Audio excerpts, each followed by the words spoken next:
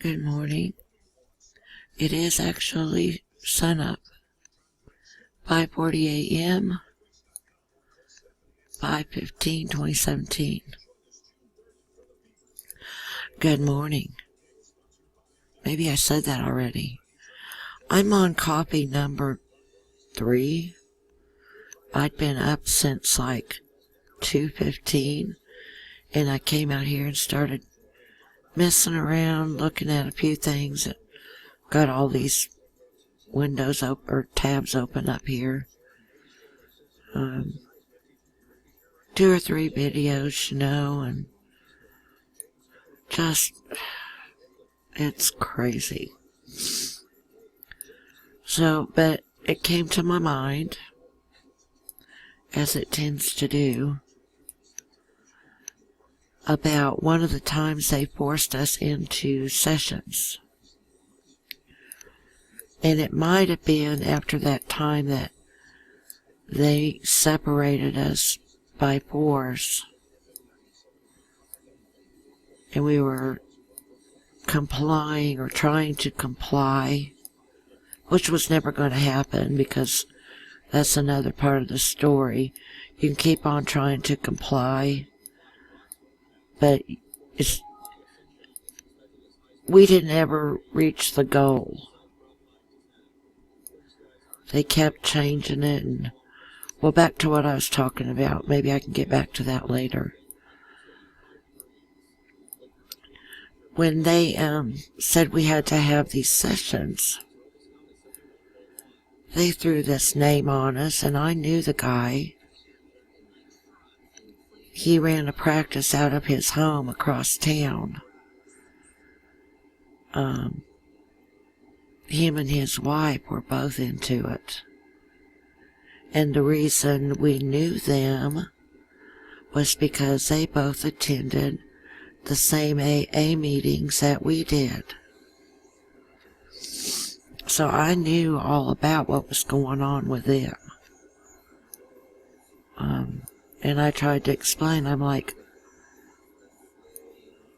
well, it was like a marriage counselor they wanted us to go to, but we weren't having problems. The only problems were coming from them involving themselves and creating the problems as they went. Like, oops, here's a new one. Oops, look what we tripped onto today. Well, we'll have to fix that. That's like, you can't break what's already broken. Well, the other thing of that is, if it works, don't fix it. And they were bound and determined to be fixers when there wasn't anything to fix, so they created. But a lot of you know that already because you've been paying attention to the YouTube videos. And incidentally, Missouri 65301, they're called Division of Family Services, DFS. But as you might have figured out over time,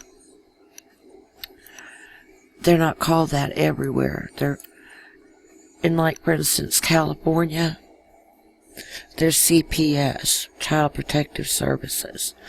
Well, I had someone over here helping me one time. A little more than a year ago, I guess it was. And when I mentioned CPS, because we were talking some of this stuff that's going on in the world today, her ears perked up and she's like, how do you know about them? And that's when I had my opportunity to tell her my thing about it. And I was like, why? Why do you ask? How do I know about them? She says, well, they call them that in California, where she was from. So that's that. That's how I knew it, because I had run across it online and had seen plenty of stuff about them on the internet. Whether they like stuff about them on the internet or not. You know the old Jeff Foxworthy thing about crawling up on the overpass with a can of Krylon to defend your sister's honor. Well, think of the internet as that overpass with stuff sprayed on it about your sister. You know, some would defend her honor, others possibly wouldn't, because they know what they know, you know. Pretty much. So anyway, they mentioned these people's name as where they were sending us. And come to think of it, every place they sent us could have been a luxury vacation, which would have really done us a lot of good because of all the crap we'd both already been through. Like they could have looked at either one of it and said, you know, what you really need is a trip to the Bahamas. And we're going to send you on that, because that's what we think would really, really help you. But no, do they do it that way? No, they do not. They won't even send you to a spa in central Missouri. Come off it. Unless you're like a crippled person. Then you get your spa time. I don't know what you got to do up there to get what you need anymore. Someone had said it changed. I don't know that I believe that. Might be under new supervision. But anyway, back to the story about them sending us. Okay? I'm all over that at that point. You know, I'm past breaking down crying in the front room, my mom's front room. I'm beyond trying to reason with them. I'm beyond trying to get them to see my side of it. When they don't want to listen, they tap their ears and they Nazi march themselves, just boop, boop, boop. No cares. But all over that thing, I'm like, you know, we sit through meetings with him about 3 times a week, and he talks about his marital problems. His wife is divorcing him right now for having an affair with his secretary. This didn't faze him. It didn't faze him that the very guy that they wanted us to go to marital counseling at or with had a screwed up marriage like you would not believe. What kind of counselor could he be, right? That's what I thought. That's what I tried to express. It's like, oh well, we know we're the all-knowing God of everything. Listen to us or you will perish. Well, people, sometimes I am just beyond any words for what has gone on for years with me. So I get on here, try to keep a clear mind, clear heart. You know, I was a Girl Scout. I was raised in church. I don't get up deliberately with an axe to grind. You know, like, oh boy, I can't hardly wait till I get on there this morning. I got a call list a mile long. Mine comes and goes because I can't get it to do anything else. I'll try to get in there and watch some TV or like this, work a puzzle, listen to my radio. Can you hear it over here?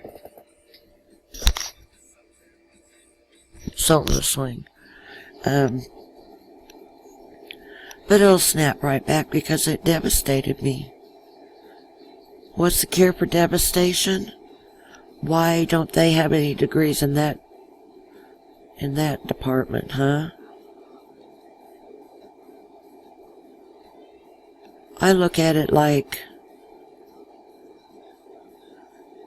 they're not suited up to do anything but home wreck. They're not suited up to fix anybody's anything. If you get with them on purpose, you are asking for it. You're just asking for it. And by that I mean, you're digging your own grave, basically. And the only reason we had to get on there to begin with, and if I hadn't made my mom mad by marrying somebody that she didn't really want me to marry, she probably would have been all the help in the world and brought food over or whatever. She was still even pretty helpful, even considering that I had married someone she had actually begged me to not marry. You know, went against her wishes. And although she wouldn't give us a down payment on that South Washington house, later she was all over there, all about it. Coming over every day after between 10 and 10:30, and we'd work up till noon, have our lunch, watch our soap operas. We were hanging out friends, you know. We weren't just see you at Walmart, say hi friends. We were come over, eat meals, watch TV friends.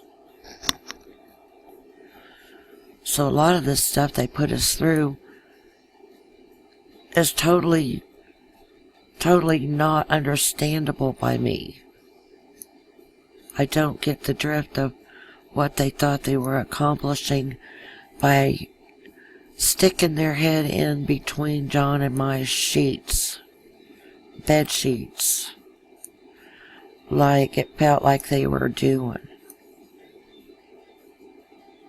What did they really accomplish by that? Nada. That's what they accomplished. Nada. That's why I think if they ever finish putting the puzzle pieces together about Denise Woolry, that they ought to dish out some of the stuff to her that she dished out to some of the clients. Like I mentioned yesterday, when she meddled to the degree of not letting us improve our lives with getting the gift of the house and not having to pay the rent. That was opportunity lost by us. We weren't allowed to gain on anything. You know, we're just stuck in a rut. Deliberately stuck in a rut. So if she could do that and appease someone, then why shouldn't someone be able to say, look, your mom benefited those kids, and you had a job, and your husband had a good job at the post office, and was making plenty of money, and your kids lays in front of that TV all the time? What's wrong with them getting off their butts and getting out there and getting a job and buying their own bike instead of begging their grandma to get them one? She's not their appointed guardian. She's only something to them when they want something or you want something. There's no other thing. We checked. There's nothing. And then they would have to pay for those bikes. They would have to, you know, do something to pay her. She's on a pension. Just because she knows how to pinch her pennies doesn't mean she should have to. Just because her hateful little grandkids like to come over